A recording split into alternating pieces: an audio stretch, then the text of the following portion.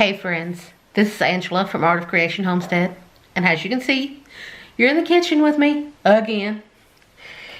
And Jason told you in our last video that I was going to do something with the green tomatoes that were left in the garden. Well, this is what we're doing, and it's something you may never have heard of, but it is absolutely delicious and super easy. Today we are making green tomato bread. This is a wonderful, sweet, delicious, quick bread that once you taste it, you will always want it because it is delicious. So, to get started, you will need to preheat your oven to 350 degrees. You will need to line 2 loaf pans, because this makes 2 loaves. You will need to line 2 loaf pans with either foil or parchment paper. It helps work as a sling to help pull it out easier. Just makes your life a lot easier. And you will either need to spray those with cooking spray or grease and flour them. Personally, I'm spraying with cooking spray. It's a lot easier. So, now in this bowl, we have 1 cup of granulated sugar. We use pure cane sugar. We have 3 large eggs. And to that, we are adding 1 cup of any neutral flavored oil that you like. This is avocado oil. You can use any neutral flavored oil that you like. And there is also 2 teaspoons of vanilla extract in there. Now we are going to add that in there. I know that seems like a lot of oil, but it makes for a very moist, delicious bread. So now for the good stuff. This is also a little tip for you. For this recipe, you need 1/2 cup of honey. Well, in order to get that sticky honey out of there, don't measure it until after your oil is dumped in. So, in your cup that your oil was in, measure 1/2 cup of honey. And this is wonderful raw local honey that we get from the orchard that we get our apples from, and it is amazing. It's the best honey around. Now, see, he'll just slide right out now. See, that honey just slides right out now. And that's 1/2 cup of honey.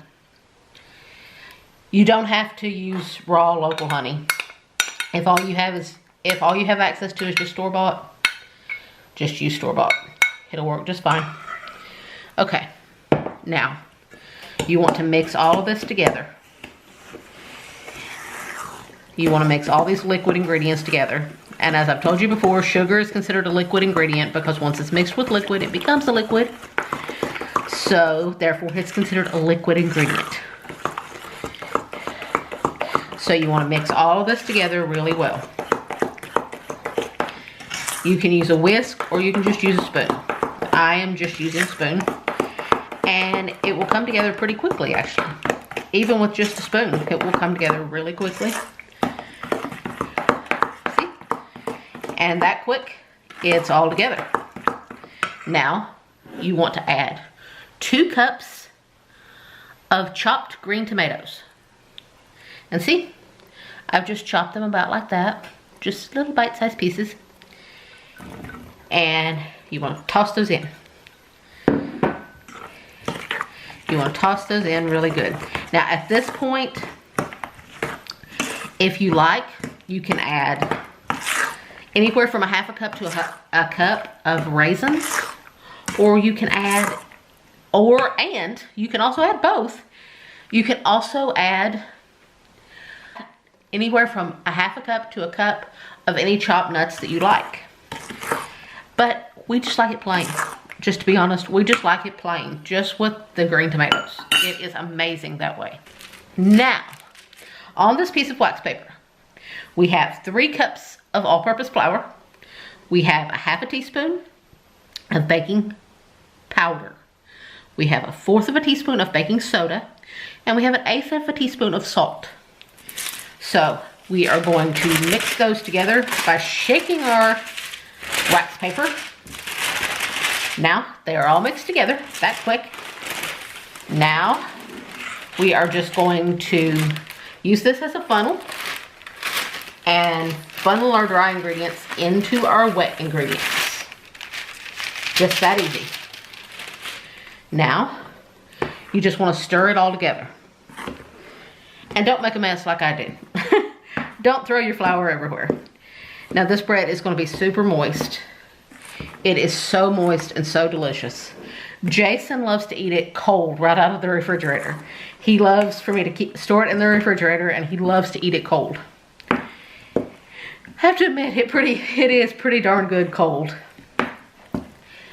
So you just mix this together until there are no dry ingredients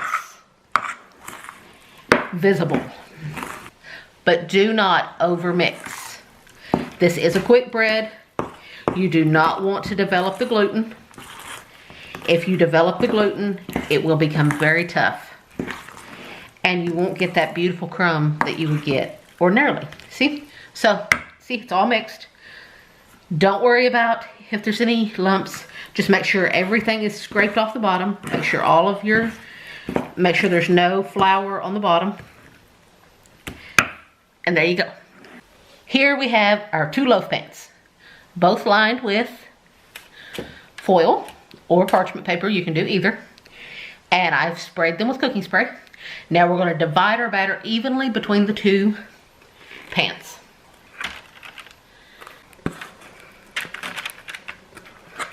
Our batter is divided evenly between our 2 pans.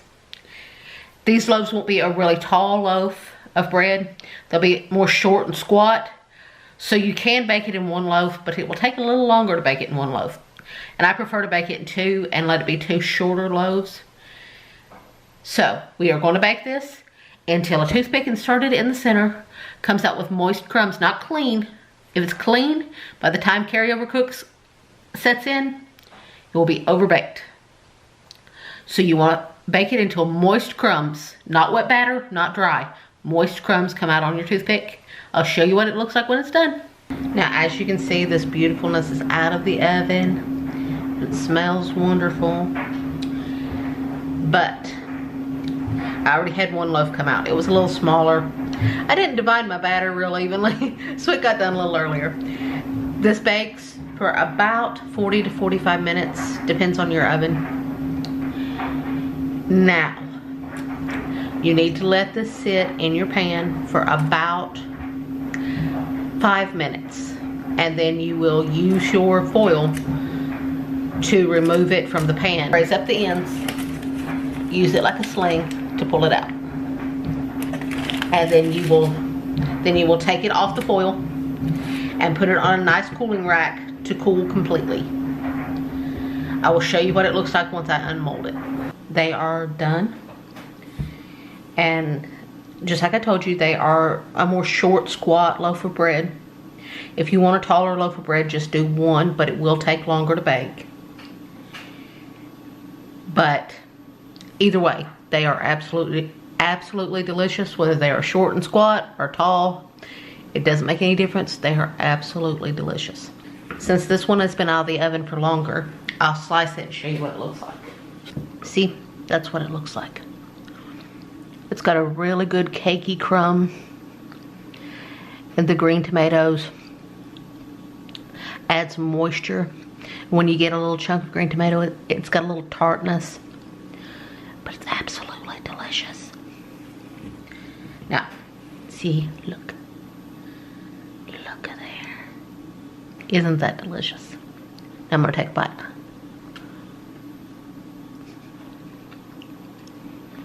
Oh gosh, that is so delicious.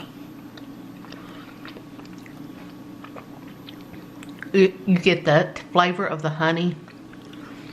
I love the flavor of the honey. That honey just makes it to me.